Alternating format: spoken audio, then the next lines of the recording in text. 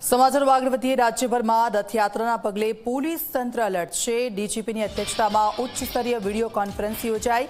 સંવેદનશીલ વિસ્તારોમાં ખાસ તકેદારીના આદેશ આપ્યા છે। રથયાત્રા પહેલા શાંતિ સમિતિની બેઠક યોજવા સૂચના। રથયાત્રાના આયોજકો સાથે સંકલન બેઠક કરવાનો આદેશ। સોશિયલ મીડિયા પર સખત મોનિટરિંગ રાખવાની સૂચના આપવામાં આવી છે। અફવા ફેલાવનાર સામે કડક કાર્યવાહી કરવાની સૂચના છે। રથયાત્રાના રૂટ પર સઘન ફૂટ પેટ્રોલિંગ વધારવાનો નિર્ણય લીધો છે। ઓન ડ્યુટી પોલીસ કર્મીઓએ વધુમાં વધુ બોડી વોર્ન કેમેરાનો ઉપયોગ કરવો।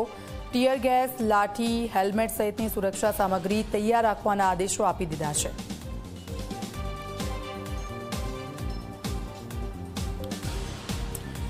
સંવાદદાતા હિતલ પારેખ અમારી સાથે ફોન જોડાઈ ગયા છે। હિતલ, 149મી રથયાત્રા છે અને કાયદો અને વ્યવસ્થા જળવાઈ રહે તેને લઈને આ સૂચનાઓ આપવામાં આવી છે। શું વિગતો? જી, ચોક્કસ એવું કહી શકાય કે રાજ્યમાં ભગવાન જગન્નાથની રથયાત્રાને લઈને પોલીસ તંત્ર એલર્ટ મોડ ઉપર છે અને રાજ્યના પોલીસ વડા GS મલિકની અધ્યક્ષતામાં ઉચ્ચ સ્તરીય વિડીયો કોન્ફરન્સ યોજાઈ હતી। રાજ્યના તમામ જિલ્લાઓમાં જે જગ્યાએ રથયાત્રા નીકળે છે એના પરિપ્રેક્ષમાં આ વિડીયો કોન્ફરન્સ યોજવામાં આવી હતી અને તમામ પોલીસ કમિશનર, રેન્જ આઈજી, જિલ્લા SP અને સુરક્ષા વ્યવસ્થાની સમીક્ષા આ બેઠકમાં કરવામાં આવી છે। ખાસ કરીને અમદાવાદ, ભાવનગર અને ખંભાત સહિતના સંવેદનશીલ વિસ્તારો છે ત્યાં ખાસ તકેદારી રાખવાની સૂચના રાજ્યના પોલીસ વડા દ્વારા આપવામાં આવી છે। રથયાત્રા પહેલા શાંતિ સમિતિની વધુમાં વધુ બેઠકો યોજાય અને ભાઈચારો અરસપરસ બની રહે એ દિશામાં પણ કામગીરી કરવાની સૂચના આપવામાં આવી છે।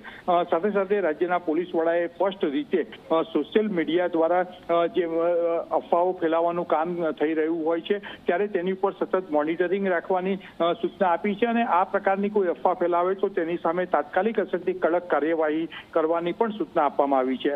સાથે સાથે ઓન ડ્યુટી પોલીસ કર્મચારીઓને બોડી વોર્ન કેમેરાનો ઉપયોગ કરવાની સૂચના અપાઈ છે કે કોઈ પણ અસાધારણ પરિસ્થિતિ સર્જાય ત્યારે શું ઘટના બની હતી તેની જાણકારી પોલીસ તંત્રને મળી રહે એ માટેની પણ સૂચના અપાઈ છે। ટીયર ગેસ, લાઠી, હેલ્મેટ સહિતની સુરક્ષાની તૈયારી રાખવાના પણ આદેશ આપવામાં આવ્યો છે। એટલે કોઈ પણ શાંતિપૂર્ણ રીતે રાજ્યમાં રથયાત્રા ઉજવી શકાય અને સંવેદનશીલ વિસ્તારોમાં ખાસ પોલીસ બંદોબસ્ત રાખી શકાય એ માટેની સૂચનાઓ આપી છે। જી બિલકુલ, આભાર હિતલ સમગ્ર વિગત બદલ।